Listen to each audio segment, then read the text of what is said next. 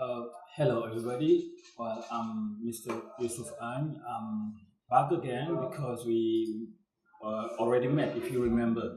It was when I talked to you about the cooling courses, but this time I come back to tell you about chapter 5 in the course, the ESP course. It's operating systems. Uh, for operating systems, it's we can see about the different types of operating system to make it very short. Okay, the types of operating systems are numerous or are various, but we're just going to see a few of them. In this, you have a real-time operating systems, so your single user or single task, single user or multitasking. In this, the two are a bit different. I will tell you about the difference very soon. You also have multi-user operating systems and graphical user interface as GUI, graphical user interface, and distributed operating systems. Okay, and after the types of operating systems, you're going to see the functions and the tasks performed by an operating system, because it's very important to know about this to make the difference, because it's not even sometimes we can say that the task and the function are quite the same, but you're going to see. And in this, you have a program execution as a function. You can have a control of input or output devices. All these kind of tasks are made by the operating systems, and you have another function like access to files, how to access to files, and the system access control, and detecting and responding to errors, even accounting. Okay, and last but not least, you need to see the operating systems and application programs, because operating systems cannot go without application programs, or vice versa. They are both very closely related to each other. Okay. Now, what?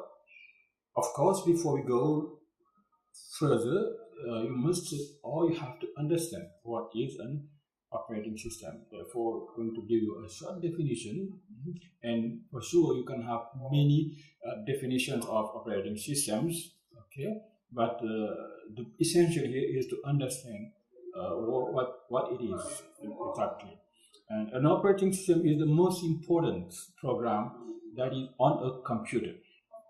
I told you, in a computer, it's like the central element of the computer, or it's like, for example, a car. It's what is a car? What is fuel on a car? For example, if the car does not, if you don't have fuel in your car, it cannot work. It's like that exactly. If I can explain you this way, okay? It basically runs the computer, the operating system. It runs the computer and allows other programs to run as well. So it means that without the operating system, your computer cannot work. Okay, you have nothing. So the operating system is essential in the functioning of the computer, and the operating system also keeps track of where all the files are on the computer, and it allocates resources to the various programs that are running, and it prevents unauthorized access to the computer. So now, of course, I'm sure you already know about it. The most popular operating system today. Do you know what is the most popular operating system? I'm sure you know it, because you have already learned about it. It's for sure Microsoft Windows operating system. Okay, and if you see that Macintosh computers have their own operating system, and the most recent of which is called Mac OS X.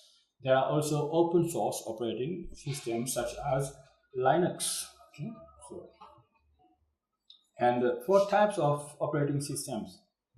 Within the broad family of operating systems, there are generally 4 categorized. Four categorized based on the types of computers they control and the sort of application they support. These categories are real-time operating systems.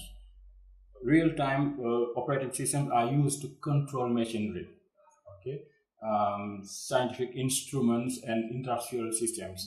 And this is all about it. Okay, for single user, single task. It's this name implies what? It is an operating system that is designed to manage the computer to so that one user can effectively do one thing at a time, only one thing at a time. You cannot do 3 or different things at a time, just one at a time. Okay, and the Palm OS operating system for Palm handled computers is a good example of a modern single user. Okay, and single user and multitasking. If you remember, I told you about single user and single tasking, and here it's different. It's single user, only one user, and multitasking. The user can do different tasks at the same time, not only one, but many tasks at the same time. Okay, and this is the type of operating system most people use on their desktop, because when you are in your computer, when you are working with your computer, for example, you need some time. You can do you can type a text, so you can go through your email. You can download another file. You can do many things at a time. Okay, and this is single user multitasking. Okay, and Microsoft Windows and Apple's Mac OS platforms are both examples of operating systems that will let a single user have several programs in operation at the same time. Okay. Now,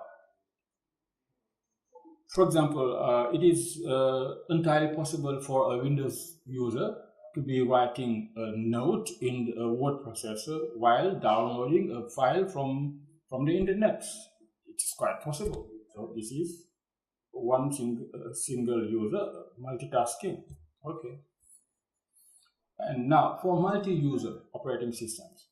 A multi-user operating system allows many different users to take advantage of the computer's resource simultaneously at the same time. They do it at the same time. Okay, and the operating system must make sure that the requirements of the various users are balanced. Okay, and that each of the programs they are using have sufficient and separate resources, so that a problem with one user doesn't affect the entire community of users. Okay, so it is important.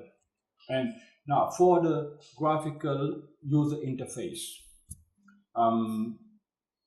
we can say that it's an operating system that contains graphics and icons like symbols, and yes, it's all about this. And now for distributed operating systems, it's an operating system that manages a group of independent computers and makes them appear to be a single computer in just one computer, a single computer, because it's the tasks are distributed, okay, and they use just one user here, okay. And now for distributed operating systems also, so the development of network computers that could be linked and communicate with each other. This is the distributed operating systems. Okay, and just to make it very simple, we can just say that when computers in a group work in cooperation, they make a distributed system. It's all as simple as that.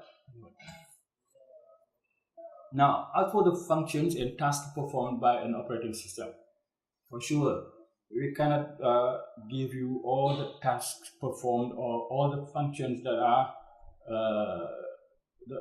those of an operating system, but we can just give you some of them. Okay, in general, and regardless of the type of interface, operating systems, they typically provide a set of functions, okay, that can be summarized as follows. You have a function of program execution. You have the function of control of input and output devices. You have a function of how to access files, okay, and you also have another function that is the system access control.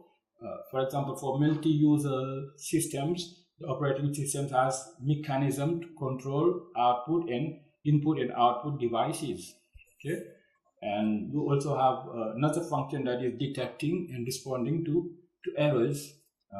When a computer system is in operation, it may fail, and these errors can be hardware or software, okay?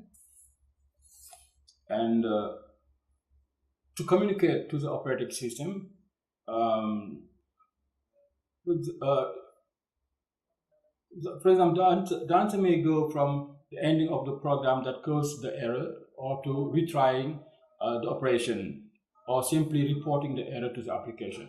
Because here, the operating system can just help you know or see what is the problem with your computer, and then help you solve or settle that problem very quickly. Now, and as for accounting, it is common for an operating system to provide tools for tracking operations, okay? And in this kind of operating system, it is used for, they can be used for billing purposes. When you don't, maybe you know that in a company, for example, you always daily you need to make operations or transactions, and then you need bills to show proof that or to make proof of your different transactions, and then this kind of operating system can help you in doing that job. Okay. Now, what is the link between operating systems and application programs?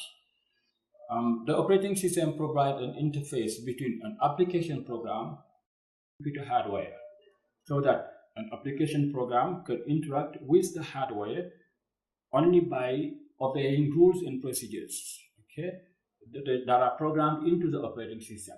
Because if the rules or procedures are not programmed into operating systems, there's no way for you to deal with it correctly. But this is a must. They must be programmed before in the operating system, okay? And so executing an application program involves the creation of a process by the operating system, which assign memory space and other resources. So, for example, you can have multitasking systems, loads programs, binary code into memory. So this is technical anyway, but you can see that operating systems have a very close relationship with application programs, and without operating systems, application programs cannot work. This is essentially what you have to bear in mind.